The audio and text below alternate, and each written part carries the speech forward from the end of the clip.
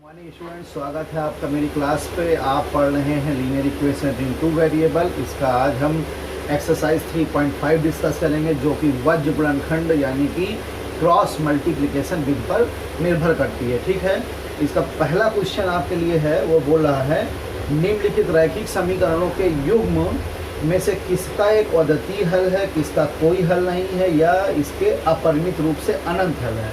अद्वितीय हल की स्थिति में उसे वज्र गुणनखंड विधि से हल कीजिए। ठीक है, तो जब हमने आपको ये विधि पढ़ाई होगी, वीडियो नंबर 4 या 5 रहा होगा, उस समय पर जब इसको आपने पढ़ा होगा तो मैंने आपको बताया था कि दो रेखाएं अगर a1x plus d1y plus c1 बराबर 0 तथा a2x plus b2y plus c2 0, अगर दो रेखाएं हैं और इनके आपको हल बताने होते थे कितने हल होंगे, तो इसके लिए आप दोनों समीकरणों के गुणांकों की तुलना कराते थे। a1 upon a2, b1 upon b2, c1 upon c2 निकालते थे।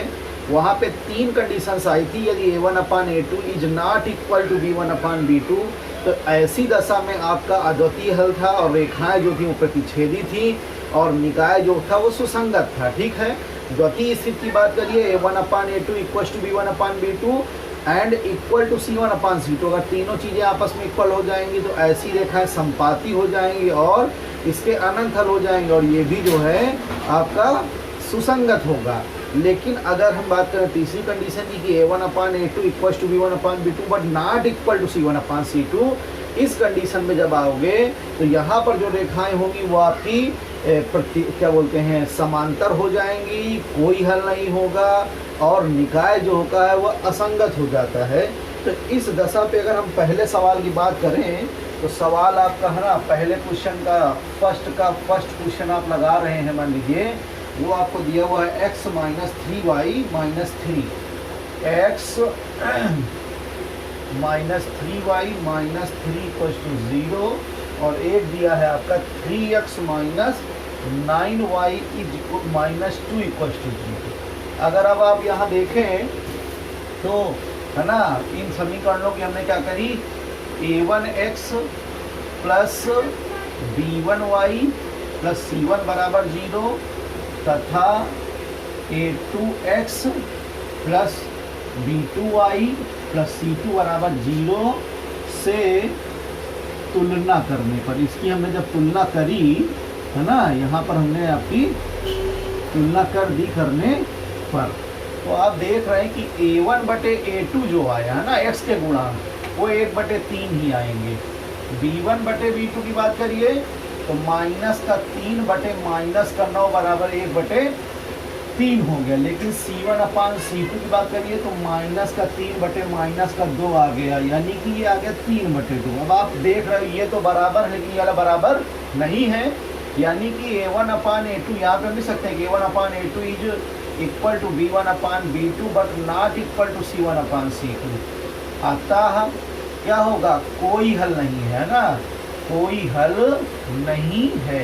अगर बाई चांस ये आपके बराबर आ जाते तो हम कह सकते थे कि अनंत हल, और अगर ये स्टेप बराबर नहीं आता तो हम बता देते कि इसका अद्वितीय हल होगा, है ना।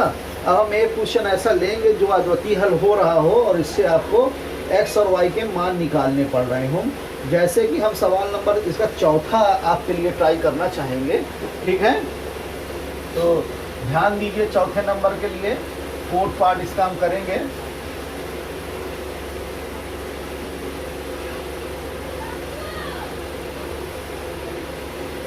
ठीक है, देखिएगा चौथा सवाल जो है आपका x माइनस 3y माइनस 7 बराबर 0। पहला समीकरण जो चौथे का आएगा वो आ रहा है x माइनस 3y माइनस 7 बराबर 0। ठीक है, जबकि दूसरा समीकरण दिया 3x minus 3y minus 15, 3x minus 3y, ठीक है, और माइनस 15 बराबर 0। अब आप इससे तुलना कराओ, तुलना करा a1 upon a2 b1 upon b2 c1 upon c2 निकालते हैं तो यहाँ से देखिए 1/3 ही आएगा। ऐसे गुणांक 1 है, जब कुछ ना हो तो 1 होता है, और यहाँ पर 3 है। इस पे आओगे तो माइनस 3 बटे माइनस 3 बराबर 1 हो जाएगा। इस पे आओगे तो माइनस का 7 बटे माइनस का 15 बराबर आ गया 7/15। अब आप देख रहे हो ये आपस में बराबर नहीं है ना, तो लिख देंगे चूंकि a1 upon a2 is not equal to b1 upon b2, अतः क्या हो जाएगा, अद्वितीय हल है ना, अद्वितीय हल है इसका हल होगा, लेकिन कैसा होगा, अद्वितीय हल है, क्योंकि a1/a2 is not equal to b1/b2 आया, इस दशा में इसका अद्वितीय हल हो जाएगा। अब उसने कहा यदि अद्वितीय हल है तो इसको वज्रखंड विधि से हल भी कीजिए। तो हमने बताया था आपको वज्रखंड विधि बाका रूल का प्रयोग करते हैं। यहाँ पे आप x लिखिए, यहाँ y लिखिए और यहाँ 1 लिखिए। इस विधि को लगाने के लिए याद रखना कि मानक समीकरण का होना आवश्यक है, यानी कि ax + by + c = 0 का ही रूप होना चाहिए।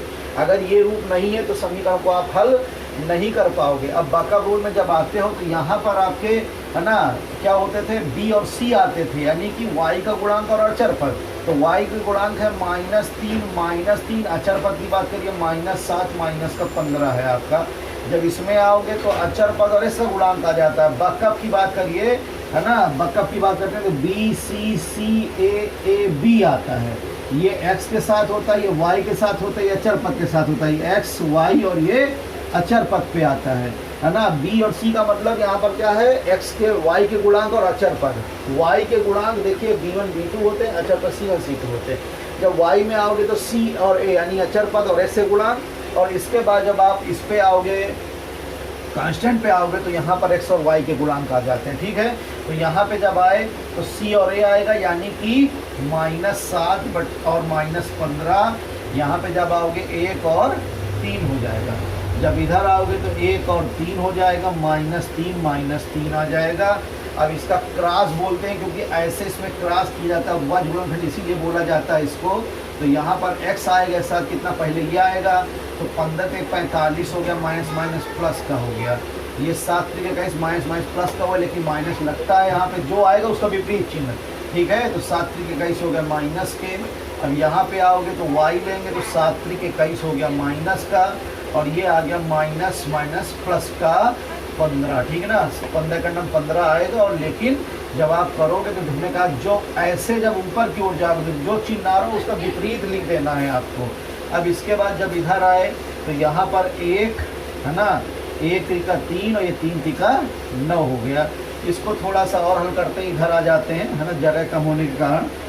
तो जब इधर आओगे तो ये x बटे कितना आ जाएगा, 21 में 45 चले जाएंगे तो यहाँ से आपका 24 आ जाएगा, बराबर y बटे आपका आ जाएगा यहाँ से -6 हो जाएगा, और बराबर ये आ जाएगा 1/6 है ना।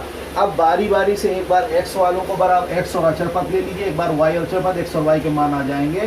तो यहाँ से x/24 बराबर 1/6, 6 का 9, 6 चौके 24, तो x बराबर 4 आ गया, ठीक है। पुनः एक बार फिर से लोगे आप कि y - 6 बराबर 1/6, 6 से 6 कट जाएगा तो y का मान -1 आ जाएगा, यानी x बराबर 4 आ गया, y बराबर -1 आ गया।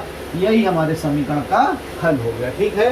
तो अगर अद्वितीय हल है इस तरीके से तुलना करेंगे, तुलना करने के बाद इसको हल कर लिया जाएगा। तो इस तरीके से मैंने इसके 2 सवाल बता दिए, कुल 4 हैं, और आप ट्राई कर सकते हैं, ठीक है ना। ना आने पर हमें व्हाट्सअप या कमेंट करिएगा तो मैं इसका जवाब आपको दे दूँगा, ठीक है। अब चलते हैं नेक्स्ट क्वेश्चन के लिए। नेक्स्ट क्वेश्चन ये है कि a और b के किन मानों के लिए निम्नलिखित रैखिक समीकरणों के युग्मों के अपरिमित हल है, ठीक है, अनंत हल है, हमको ये बात बतानी है। चलिए देखते हैं, जरा से स्टार्ट करते हैं। सवाल नंबर 2 का पहला पार्ट है कि हमें a और b के मान याद करने हैं, ठीक है। जो ये समीकरण दिया है 2x + 3y = 7, और फिर दूसरा दिया है a - bx a + by = 3a + b - 2 युग के अपरिमित रूप से अनंत हल है, ठीक है ना। अनंत यानी कि मैनी सोल्यूशन का केस है ये, और हमको यहाँ पर बताना है a और b का मान हमको ज्ञात करना है कि a और b के मान क्या होंगे, ठीक है। तो अपरिमित रूप से अनंत है, तो इसलिए क्या हो जाएगा आपका कि a1/a2 = b1/b2 = c1/c2। कहने का मतलब क्या हो गया कि x के गुणांकों का अनुपात, y के गुणांकों का अनुपात और अचर पदों का अनुपात जो है वो आपस में बराबर है, ठीक है। तो यहाँ पर देखिए a1 का मान 2 है और a2 का मान a - b, यानी 2/a - b बराबर 3/a + b बराबर आ गया 7 इसका अचर पद, ये इसका अचर पद इधर ये 3a + b - 2। अब आप देखिए, चूंकि हमें ए और बी दो मान निकालने हैं तो निश्चित रूप से हमारे पास दो समीकरण होने चाहिए, और जब ये दो समीकरण हो जाएंगे तो इन दोनों समीकरणों के मदद से हम एक्स और वाई के मान ज्ञात कर पाएंगे। ठीक है, यहाँ पर एक बार हम इनको आपस में बराबर करेंगे। प्रथम दो कंडीशनों को ए और बी का एक यहाँ पर इक्वेशन सेटअप हो जाएगा, इसके बाद फिर से इन दोनों को बराबर करेंगे और यहाँ से दूसरी इक्वेशन हमारी सेटअप हो जाएगी। ठीक है, और इस तरीके से दो सोल्यूशन हमको मिल जाएंगे। तो यहाँ पर ध्यान दीजिए, अगर हम ये ले लें, है ना, कि चूँकि 2/a minus b equal to 3/a plus b, 3 गुणा कराओगे आप क्रॉस मल्टीप्लिकेशन, तो this will be 3a minus 3b is equal to 2a plus 2b, है ना। ए की दुनिया एक तरफ कर लीजिए, बी की दुनिया एक तरफ कर लीजिए, इसको इधर ले आए और बी को उधर ले गए अगर, तो यहाँ से आ गया a इक्वल टू 5b आ गया, समीकरण एक हमारा बन गया, है ना। एक बार फिर से आ जाइए, अब यहाँ पर क्या करिए, चाहे पहला तीसरा ले लीजिए चाहे दूसरा तीसरा ले लीजिए।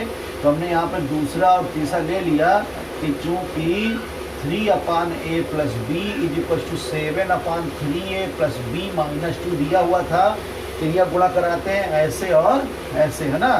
तो ये हो गया 7a plus 7b, 7a plus 7b is equal to 9a plus 3b और माइनस का आ गया 6 हो गया। a और b सब एक ही तरफ ले आते हैं उठाकर, ठीक है, इधर ही ले आते हैं। तो 7a में से 9a चले जाएंगे, माइनस का 2a आ जाएगा, और ये 3b में से 7 भी जाएंगे तो बचेगा आपका यहाँ से 4b बचेगा, वो भी प्लस का बराबर माइनस का 6 हो गया, समीकरण 2 हो गया।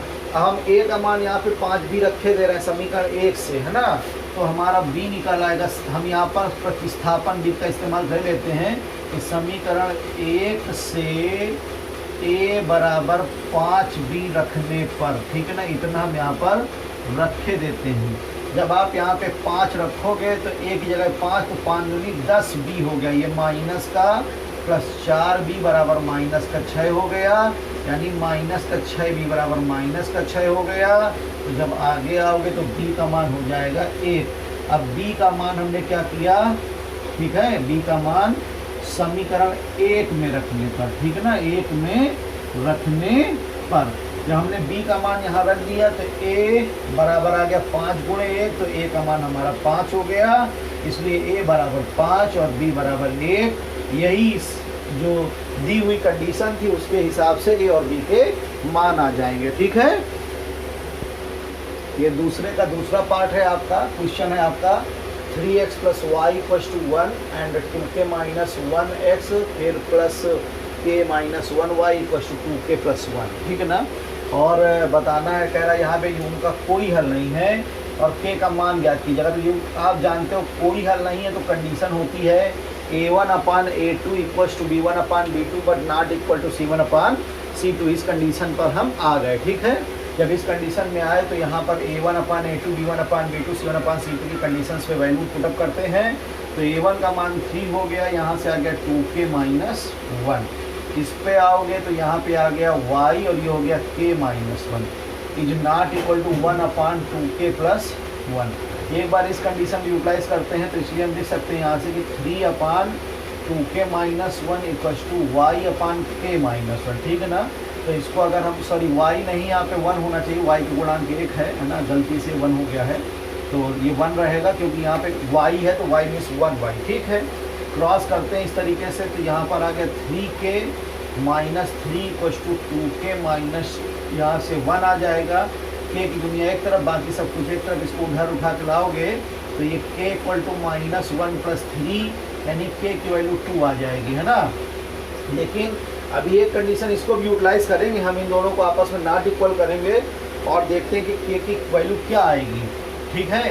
तो एक आंसर तो हमारा ये होगा कि k की वैल्यू 2 हो जाएगी, लेकिन पुनः अगर हम ये बात ले लें, है ना, कि 1/k minus 1 is not equal to 1/2k plus 1, तो यहाँ क्रॉस किया तो आ गया 2k plus 1 is not equal to k minus 1, ये k इधर आएगा और ये 1 उधर जाएगा, तो यहाँ से हो जाएगा 2k minus 1 is not equal to -1 -1, 2k minus k is not equal to, तो 2k में k जाएगा यानी k is not equal to -2, k की वैल्यू -2 नहीं हो सकती है और k की वैल्यू क्या होगी, 2 होगी, तो आंसर यहाँ से k इक्वल टू 2 आएगा, ठीक है। इसके बाद सवाल नंबर तीसरे की बात करें तो तीसरा हमसे कह रहा है कि निम्नलिखित रैखिक युग्मों के को प्रतिस्थापन एवं वज्रवंश विधियों से हल कीजिए और आप किस विधि को उपयुक्त समझते हो। तो ये आपके ऊपर डिपेंड करती है ना, किस विधि को उपयुक्त समझोगे। तो यहाँ पर आपको अगर बात करें तो जो वज्रवंश विधि है वो भी बेहतर है और प्रतिस्थापन बेहतर है, आपके अनुरूप जो आपको ठीक लगे आप कह सकते हैं। लेकिन प्रतिस्थापन साइंटिफिक ज़्यादा है, बिकॉज ऑफ दैट कि यहाँ पर आप ये बता पाते हो कि इसे कितने सोल्यूशन हो रहे हैं या कितने सोल्यूशन नहीं हो रहे, तुलना कराने पर ये बात आ जाती है। ठीक है, तो आप कोई भी विधि लिख सकते हैं कि बेहतर है कि नहीं है। अब ठीक है ना, जैसे हमने पहला क्वेश्चन पहला करा था वैसे ही थर्ड करना है। अब इसके बाद ये इबारती क्वेश्चन आ गए। इबारती का जो पहला क्वेश्चन है चौथे नंबर 4 में आपके यहाँ पे 5 क्वेश्चन है। हम केवल समीकरण बनाएंगे, अगर कोई अच्छा क्वेश्चन आता तो उसको पूरा सॉल्व करेंगे और अदरवाइज हम इक्वेशन बना देंगे और हल करने के लिए आप वज्रवंश विधि, प्रतिस्थापन, विलोपन किसी विधि का इस्तेमाल कर सकते हैं। लेकिन यहाँ लिखा है यदि उनका हल संभव हो तो किसी बीजगणितीय विधि से, तो यहाँ उसने स्पष्ट कर दिया है आप किसी भी से लगा सकते हो। लेकिन हम आपसे कहेंगे कि वज्रवंश से लगाइएगा, बिकॉज ऑफ दैट एक्सरसाइज हम वज्रवंश विधि की ही पढ़ रहे हैं, तो उससे ही करिए आप। ठीक है, तो पहला सवाल मैं पढ़ता हूँ इसका। कह रहा है एक छात्रावास के मासिक व्यय का एक भाग नियत है, शेष भाग ठीक है निर्भर करता है कि छात्र ने कितने दिन खाना लिया है, भोजन लिया है। हॉस्टल जब जाएंगे तो हॉस्टल में फूडिंग एंड लॉजिंग 2 चीज़ें होती हैं। तो लॉजिंग फिक्स होती है, रहने का जो कमरे का किराया वो फिक्स है कि महीने का आपको इतना देना ही देना, आप चाहे 2 दिन रहो, 5 दिन रहो, 10 दिन रहो। लेकिन जो मेस चल रही है उसमें आप जिस दिन खाना खाओगे उस दिन का पैसा लगेगा, जिस दिन नहीं खाओगे उस दिन का पैसा नहीं लगेगा। तो वो पर डे के अकॉर्डिंग चल रहा है। ठीक ना, तो नियत चार्ज यानी कि वही लॉजिंग चार्ज है और फूडिंग चार्ज आपका ये हो गया। ठीक है, तो एक ए है उसने 20 दिन जो है भोजन किया है और उसने 1000 रुपये दिया है। तो हमने मान लिया नियत चार्ज x है और प्रतिदिन भोजन का जो व्यय है वो y रुपया है। तो 20 दिन लिया है तो x + 20y हो जाएगा, जबकि है ना बराबर 1000। और एक दूसरा जो b व्यक्ति है उसने 26 दिन लिया है, तो यहाँ पर आपका x + 26y बराबर आपका क्या बोलते हैं 1180। ठीक है, 1180 रुपया हो जाएगा, है ना। और इन दोनों को आप हल करेंगे, x y का मान निकालेंगे तो नियत चार्ज और प्रतिदिन जो भोजन का व्यय है वो हमारा निकाल